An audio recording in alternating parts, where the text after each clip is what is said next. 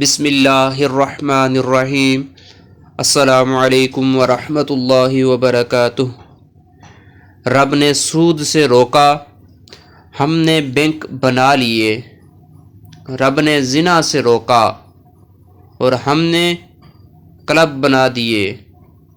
رب نے پردہ کرنے کا حکم دیا، ہم نے ٹی وی وی سی آر ڈش کو خرید کر بے حیائی کو عام کر دیا۔